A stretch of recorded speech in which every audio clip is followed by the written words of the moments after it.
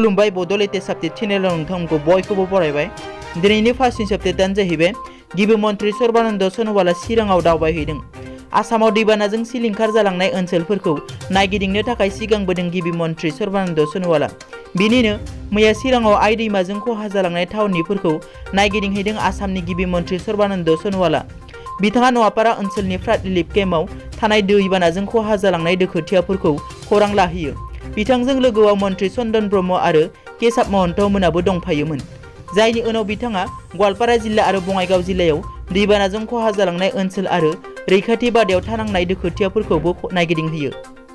नैथियाव दङ कर'नाजों नाख्रेबजानानै कच राजबंशी साहित्य सभानि बारग' हारिमु नेहाथारि दिलीप कुमार रायनि जिउ खहा। क'क्राझार इरिगेसन बिफाननि जुनियर इन्जिनियार आरो कच राजबंशी साहित्य सभानि बारग' हारिमु नेहाथारि दिलीप कुमार राया क'क्राझारनि रुपनाथ ब्रह्म सावस्रि फाहामसालियाव फाहामथाय लानाय समावनो रुंसारि जायो। मिथिनाय बादिब्ला बिथाङा क'क्राझाराव थानाय गंसे कर'ना क्वारेन्टाइन सेन्टाराव खामानि मावोमोन आरो थैनायनि उनावसो मिथिनो मोनो दि बिथांनि देहायाव कभिड-19 पजिटिभ दंमोन। बबेखानि बिथांनि रुंसारि जानाय खौरांखौ मोननानै आक्रासु आरो कच राजबंशी आइजो आफादा गोथौ दुखु मोननाय फोरमायदों। थामथियाव दङ कामरुप जिल्लायाव सासे आइजोखौ देगारजों गाग्लोबनानै बुथारदों।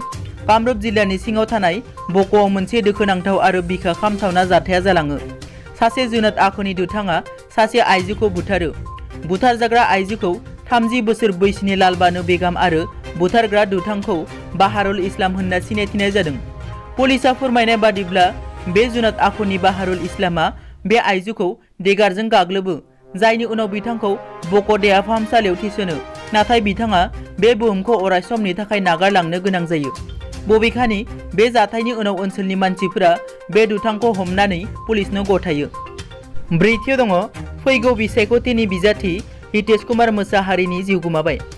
12 नं सालाकाथि समस्तिनि इउपिपिएल राजखान्थि हान्जानि दैदेनगिरि आरो फैगौ बिसायख'थिनि बिजाथि हितेश कुमार मोसाहारि बिथाङा गोब्राब लोमजानायनि जाउनाव गुवाहाटीनि गंसे देहा फाहामसालियाव जोबथाहांबोयो।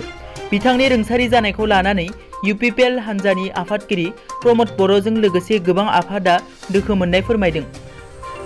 बाथियाव दङ बलिउड सावथुन मुलुगाव हाब्रु सारज्लायनाया सोलिगासिनो।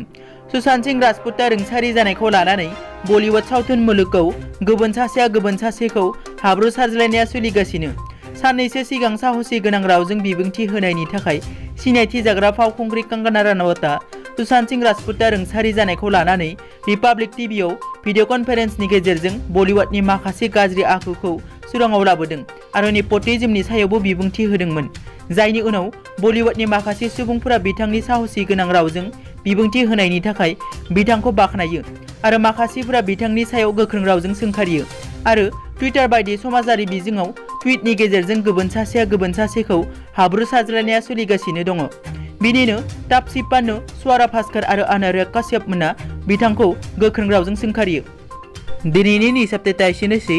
नोंथांमोना जुदि आंनि चेनेलखौ दासिमबो साबस्क्राइब खालामाखै, अन्नानै साबस्क्राइब खालाम। गोजोन्थों।